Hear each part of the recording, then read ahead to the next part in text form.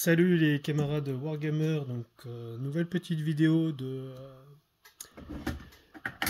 d'avancement. Voilà, donc comme vous pouvez voir, ça a bien avancé. Euh, j'ai pu enfin peindre toutes les figurines. Et je vais commencer à m'atteler au socle. Voilà, voilà. Donc finalement, j'ai rajouté un deuxième drapeau. Parce que j'adore ça. Donc voilà, assez différent au niveau des drapeaux. Nous, on a le premier drapeau donc, en plastique hein, de base, et après j'en ai rajouté un papier. Voilà, peut-être encore deux petits points de détail à effectuer. Euh, entre l'envers et l'avers, j'ai pas fait le même là, au niveau du drapeau en plastique. Alors ici, j'ai fait une chroneuse de Bourgogne. Alors pour ceux qui connaissent, ça restait pendant très longtemps le drapeau des tercios espagnols. Donc on l'appelle la Croix-Nouze de Bourgogne parce que du coup c'est issu des domaines bourguignons que Charles Quint a récupéré de sa mère, qui était la fille de Charles le Téméraire. Et donc Charles Quint a récupéré par ce biais donc des droits sur le duché, mais qui a été récupéré par la France, et des droits sur le comté, la Franche-Comté actuelle, qui sera récupérée par la France, mais sous le règne de Louis XIV. Et également, il a récupéré, entre autres, aussi très important, les Pays-Bas, qui seront plus tard donc les Pays-Bas espagnols, région très riche à ce moment-là. Parce que quand il va abdiquer, ensuite ce sera Philippe II d'Espagne qui va récupérer donc les Espagnes, la Franche-Comté et les Pays-Bas espagnols. Et donc du coup, c'est resté pendant donc, la Croix-Neuze de Bourgogne, symbole des tertios espagnols. Voilà, comme dans le film Le Capitaine à la Triste, avec Diego von Martinson, pour ceux qui connaissent, très bon film. Western de KPDP, et ensuite l'histoire d'un capitaine de tertios espagnol, qui est vraiment, vraiment sympa comme film. Enfin voilà. Voilà, voilà. Est-ce que je. Ah, voilà, c'est mieux comme ça. Voilà. Donc, aussi les boucliers des deux officiers. Voilà, donc c'est vrai que voilà. Et j'ai commencé à travailler les socles. Donc, je mets de la pâte de diorama, hein, simplement. Que ensuite, je vais venir contraster avec un lavis marron foncé. Et puis même pas d'éclairage parce qu'après derrière je vais mettre de la végétation en fin de compte, soit de l'herbe, soit des feuilles, des fleurs. Et voilà. De toute façon voilà comme le premier ici qui est devant. Donc comme je vous disais, j'en fais toujours un en entier avant de commencer tout le régiment. Là au niveau du voilà. Alors, au niveau de l'ensemble j'aime bien, c'est assez la surface est assez dynamique. On a donc vraiment sur les extrémités les arquebusiers qui vont permettre de changer le volume et puis en même temps de faire changer les postures. Et puis ensuite les deux drapeaux plus le capitaine monté qui vont donner des variations au niveau du carré pour le rendre un petit peu plus vivant dans sa vue d'ensemble. Moi j'aime beaucoup. Euh, donc voilà. Je suis très content. Moi, alors, par contre, voilà, très coloré. Moi j'aime bien. Après, ça reste compréhensible au niveau des lance-quenets, comme je vous avais montré la dernière fois. Voilà, je vais peut-être encore ajouter, j'ai pas fait encore les petites épées et autres là sur les. Donc, histoire d'apporter un petit peu plus de détails. Voilà, alors là, voilà, le deuxième drapeau, c'est de l'impression, papier, hein, simplement. Donc là, c'est un assemblage de plusieurs drapeaux. Donc c'est un fichier que j'avais trouvé sur Pinterest. Quelqu'un qui avait fait un fichier où il y avait différents drapeaux liés avec Marienborg. Donc pareil, là c'est un carré central là sur le violet. Et après que j'ai encadré, enfin le drapeau collé que j'ai ensuite encadré avec une frise bleue que j'ai retravaillé simplement derrière. Donc voilà, histoire de voilà d'avoir des drapeaux. Voilà, quand l'impression est bonne, moi j'ai la chance d'avoir accès à une imprimante de professionnel. Hein. Elle fait 2 mètres sur 1 mètre, enfin c'est une machine industrielle le truc. Donc du coup c'est vrai qu'en termes d'impression, si le fichier est bon, on peut avoir des trucs vraiment super. Voilà, voilà, voilà, voilà. Et donc là sur le drapeau, j'avais inscrit une petite devise, comme je vous avais dit, donc c'est Idram nun quum moritur. ce qui signifie en latin « l'hydre jamais ne meurt ». Et vous allez me demander, mais qu'est-ce que ça veut dire? L'hydre jamais ne meurt. Et alors là, pour le coup, vous avez vu, j'ai prévu, j'ai anticipé, je vais devenir presque organisé pour les vidéos. Et c'est dû à ce livre-là que j'ai découvert. Alors, j'ai aucune action. Hein. Je ne sais même pas si l'éditeur est coté en pour ça. L'hydre jamais ne meurt. Donc, c'est de l'heroic fantasy noir, sombre, un petit peu. Je vous laisserai faire une capture d'écran si vous voulez lire. Et vraiment, c'est génial. C'est génial. Et donc, du coup, c'est l'histoire d'un régiment de mercenaires qui s'appelle l'Hydre. Et donc, c'est l'histoire au travers d'un personnage qui s'appelle Feu Follet. L'Hydre jamais ne meurt. Je l'ai dévoré en une semaine. C'est vraiment génial. Ça se lit très facilement. 2 capes et d'épée, plein d'aventures. Vraiment, c'est vraiment sympa. Vraiment sympa. Donc, je vous le conseille. Parce que en même temps que je peignais, le livre voilà, me faisait vraiment penser à ça. C'est prenant, les personnages sont diaboliquement attachants, malheureusement.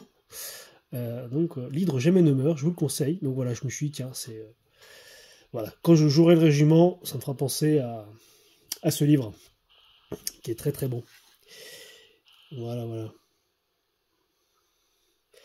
Je voulais aussi vous présenter, j'ai fait des dernières petites acquisitions. Donc ça, je les ai pas payés trop cher, bon, même si ça reste... Bon, c'est pas donné non plus, hein, mais... Alors, j'avais déjà suivi des Bretonniens, donc Orc et Gobelins Collector Guide, et Undead Collector Guide. Alors, je sais pas si vous connaissez, mais voilà, c'est... donc, je sais plus si on est en 2002 ou... je sais plus la date, mais à un moment donné, en fait, ils ont fait un catalogue... ils ont fait un catalogue qui va référencer donc au moment où de la production, donc on a un petit peu de lore, et qui va référencer toutes les pièces. Je vais peut-être voilà, de la faction. Et donc on va avoir donc la pièce peinte, hein, et ensuite tout le détail morceau par morceau non peint. Donc vraiment pour les collectionneurs qui ont des pièces mais qui savent pas ce que c'est ou qui recherchent des pièces en particulier, vous voyez ça c'est assez ce cheval là, cette tête de cheval, on la retrouve dans beaucoup de créations pour le Golden Demon. Ça a été mis sur pas mal de destriers, ça, pour des sorcières, des magiciennes et autres. Celle-là, on la voit un peu partout. Et donc ça permet de retrouver un petit peu les anciennes figurines. Alors par contre, forcément, on n'aura pas les récentes. Hein. Nagash. Nagash. Bon, c'est vrai que le Nagash maintenant dans Age of Sigmar est superbe. Hein. C'est vrai que bon là c'est tout en métal. Donc c'est vrai que le plastique ça permet d'avoir quand même de très belles choses. Même si voilà, ce porte-étendard, moi je le trouve superbe. Je le trouve magnifique. Donc et donc voilà. Et donc là on aura donc les contes vampires. Là, bon, la Manticore, les anciens squelettes. Pareil, pour les collectionneurs là, qui recherchent des squelettes métal. Voilà, on a le détail des pièces. Les gardiens des cryptes. Alors ceux-là, je les avais jamais vus. Classic Grave Girl. Donc il y en a 4. Donc ça permet, voilà, au niveau de dire, bon, bah, il y en a que 4 différents. Donc du coup, c'est... Gardien des cryptes, mais avec hallebarde. Ok, je savais même pas que ça existait. Donc voilà. On a aussi une petite carte aussi, donc c'est pas mal, parce que du coup on a des cartes donc maintenant qui sont très connues, mais donc là on a une époque où on n'a pas forcément encore internet qui est hyper développé. Donc enfin moi à l'époque quand j'étais adolescent, j'étais arrêté sur l'Empire bretonien et l'Empire et les Bretonniens, donc c'est vrai que le reste du monde je connaissais pas trop. Donc là pour moi c'était un petit peu une surprise de retrouver la carte avec tous les détails, les noms des villes et autres. Voilà. Et ensuite Roi des Tombes également, donc on va avoir tout le descriptif. Donc voilà, ça, voilà, je les ai eu pour moins cher que ce qu'on peut trouver là d'occasion parce que là d'occasion les gars ils vous vendent ça 90 € le livre, c'est juste hallucinant. Et en plus à se demander si à l'époque c'était pas en catalogue, je me demande si enfin il n'était pas en vente en fait. Je crois qu'il y en avait dans chaque magasin qu'on pouvait les consulter sur place, mais Ah oui, il y a aussi la partie Mordheim. Pas mal aussi, ça. Alors ça, c'est génial. Je ne sais pas si vous connaissez. Donc ça, c'est dans les mercenaires. Et donc du coup, vous avez donc du gobelin, de l'orc, de l'humain, des hauts elfes, du nain et du skaven en squelette. Donc c'est super chouette. Et Saurus aussi. Ici, là, il y a un Saurus en squelette. Donc ça, c'est une unité unique. Hein. Bon, lui, par son qui coupe, on voit bien que c'est un orc. Mais ça, c'était vraiment très très drôle. Très sympa, ça, comme unité. Et puis là, les conversions. Les dioramas. Ouais, voilà. Et donc, voilà, ça, c'est super. Donc, maintenant, j'en ai 3. Il y a celui de l'Empire, mais j'arrive pas à le trouver à un prix convenable. Donc, les orques. Alors, c'est marrant parce que les orques, en fin de compte, on chevauche la carte des rois des tombes. Alors, là, on est dans les terres arides. Et donc, bon, bah là, par contre, c'est la version orc. Donc, on va avoir ici, Barakvar. Et donc, Khemri, normalement, ça devrait être dans The Badlands. Ça devrait être quelque part par là. Bon, sauf que c'est pas indiqué, parce que du coup, eux, ils vont indiquer tout ce qui est orc. Karak Azul. Alors ici, on est vraiment au sud de Karak Azul. Je sais même pas s'il est. Je crois que dans le codex des nains, il y a juste une flèche dans le bas de la carte qui indique par là-bas se trouve Karak Azul, mais il n'est même pas mentionné sur la carte. Alors que là, ici, on l'a. Voilà, donc pour les amoureux des cartes, voilà.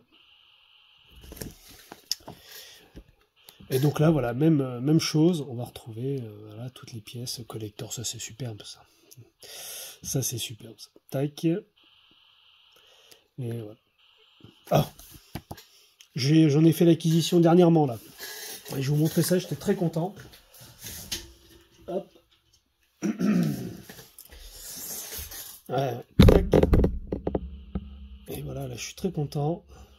Bon voilà, j'ai payé un peu le prix, on était à 25 €. Donc voilà, là j'étais très content de pouvoir mettre la main dessus sur celui-ci. Voilà, ça c'est les orques que j'ai connus moi. C'est vrai que les orques de Age of Sigmar, j'ai vraiment du mal. Hein. J'ai vraiment du mal. Là pour moi ça c'est les vraies têtes d'orques quoi. Même quand j'avais regardé quand on est ado, quand j'étais allé voir le Seigneur des Anneaux, quand j'ai vu la tête des orques, bah non, c'était les orques de Warhammer qui moi m'avaient marqué. Et puis quand j'avais lu le Seigneur des Anneaux en livre ado, c'était ces orques là que j'avais en tête quoi. Donc même les films du Seigneur des Anneaux ne m'ont pas fait changer d'avis. Pour moi, ça, c'est des orques. Donc voilà.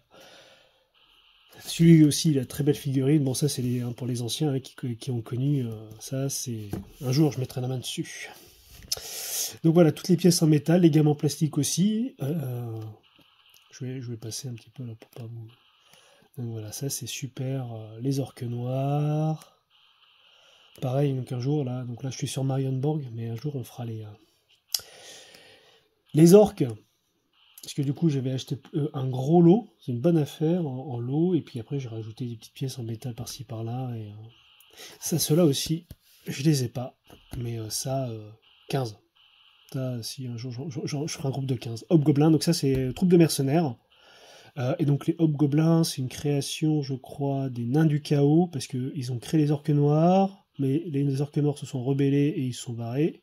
Et donc, du coup, ils ont créé les Hobgoblins pour travailler dans les mines et autres, mais qui sont moins forts et un peu plus malléables. Gazak Khan, bon, hein, c'est les 1, hein, ni plus ni moins. La Horde d'Or.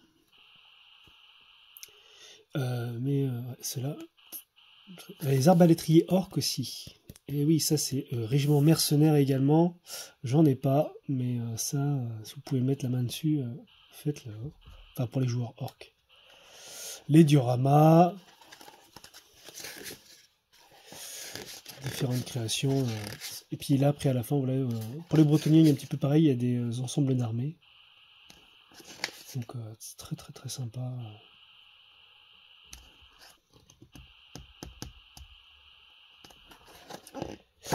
Lui, je l'ai pas aussi. Donc ça, c'est Games Day 2000. Parce que j'ai tous les orques noirs. J'ai un gros bloc de 36, mais lui, je l'ai pas. Pas encore. Enfin voilà. Donc ça, super content. Et ce matin, avant que je fasse la vidéo, le facteur a sonné à la porte. Alors j'ai ouvert le paquet hein, déjà.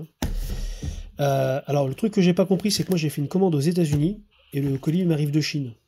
Donc je fais ah d'accord, puis du coup j'ai eu en plus le droit à 10 € de frais de port, de taxes en plus. Ah d'accord, bon. Donc je pense que pour ceux qui ont suivi les vidéos, vous savez de quoi il s'agit.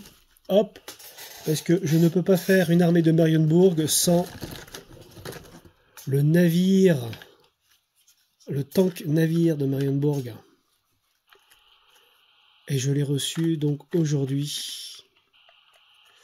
Enfin voilà, il y a à peine une heure. Donc voilà, parce que sur Forge World, bah, il est plus fabriqué, tout simplement. Il est simplement plus fabriqué. Après, il y a des proxys, des fabricants qui... Mais c'est pas exactement le même. Et donc voilà, on va avoir toutes les pièces. On va avoir les roues également. Et voilà, et donc ça, voilà, c'est la pièce maîtresse de la ville de Marienburg. Et ben après, pour ceux qui jouent à Total War, normalement, dans le nouveau DLC, ils l'ont rajouté je sais même plus comment on l'appelle. Le bateau tank. Donc voilà, dessus, voilà, on va avoir des pièces d'artillerie. Ici. On va avoir les servants. Tous les rouages. Alors, le problème, c'est que du coup, je n'ai pas le guide de montage. Bon, je pense que je trouverai ça sur Internet. Et le restant des pièces, alors, je ne vais pas les sortir. Hein.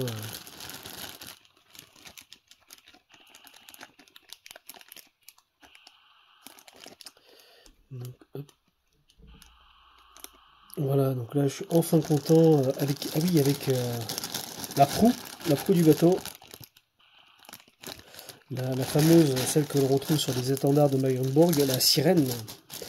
Parce que ville, en fait, à l'embouchure du Reich, c'est vrai que du coup, elle récupère tous les navires marchands de la haute mer. On va avoir ensuite, en passant par le fleuve, donc par Marienburg, on aura une rupture de charge. Rupture de charge, c'est Dam, en hollandais, Amsterdam, Rotterdam.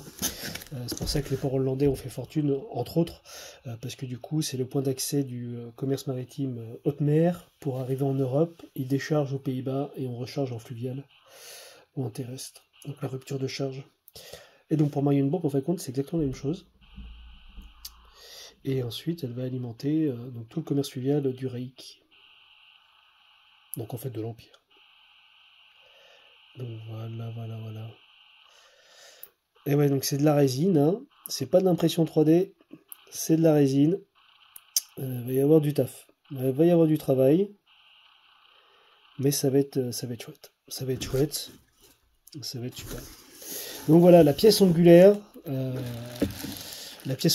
je vais pas m'y attacher tout de suite, je verrai bien quand. Mais alors, on va voir les autres.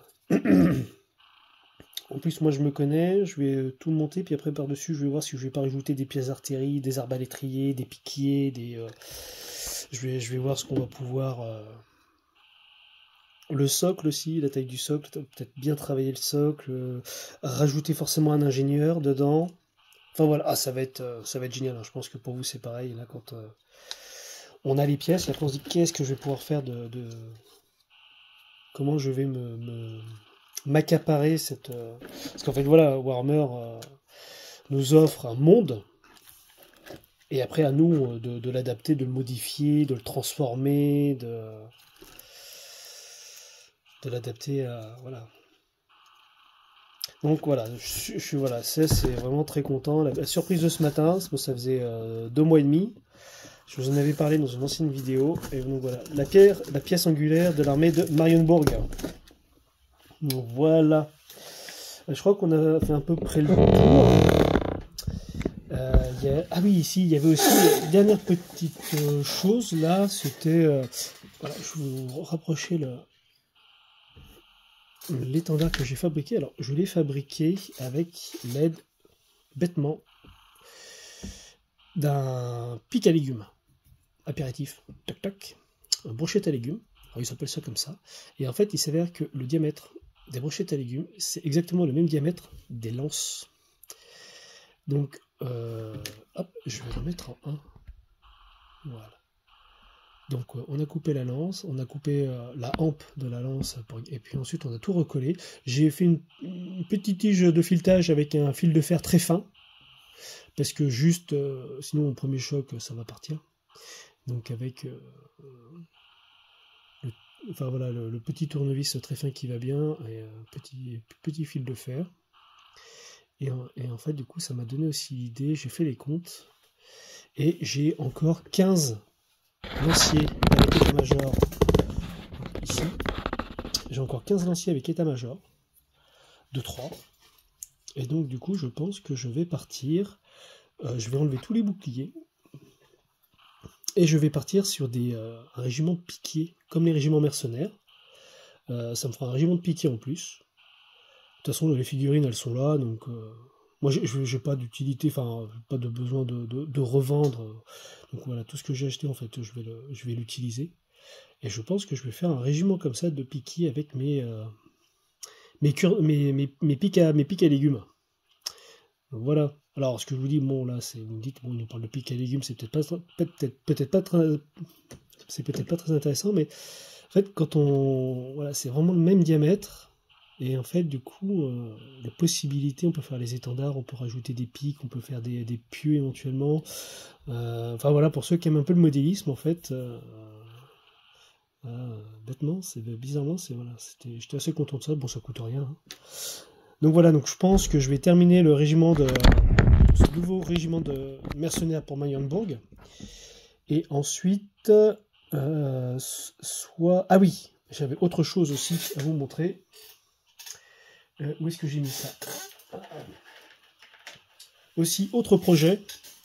Des projets tout le temps et partout, donc toujours pour l'Empire. J'ai acheté un petit lot de têtes de chevaux de guerriers du chaos. Avec donc en fait un casque de crâne de cheval. Et ensuite l'armure, ici une côte de maille, avec la bête qui tire la langue. Une petite côte de maille en écaille de dragon. Hop. Ici avec une corne. Et je vais en fait avoir l'idée.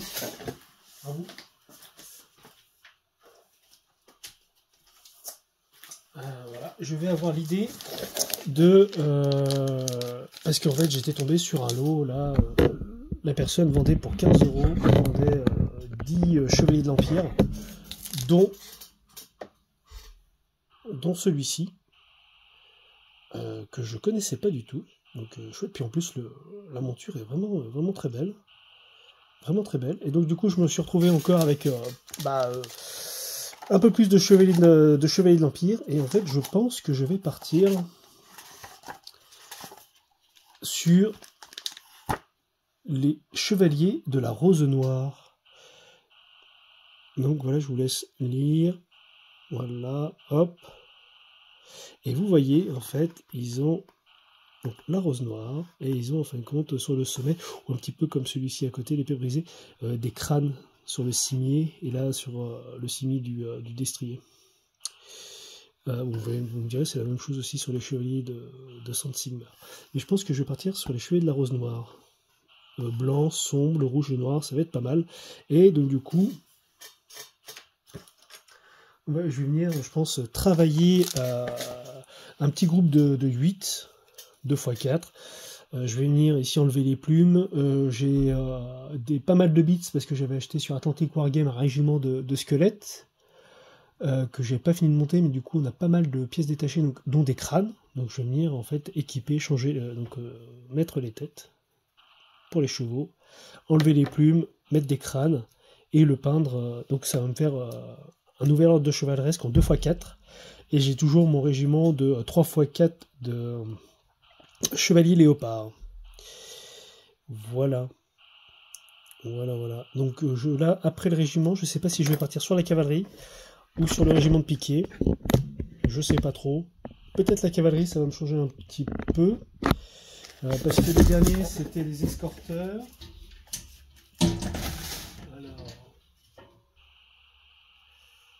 je ne sais plus si je vous avais montré, mais j'avais terminé les escorteurs.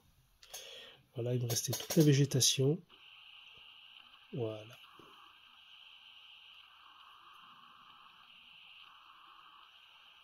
Non, je crois que j'avais pas montré fini.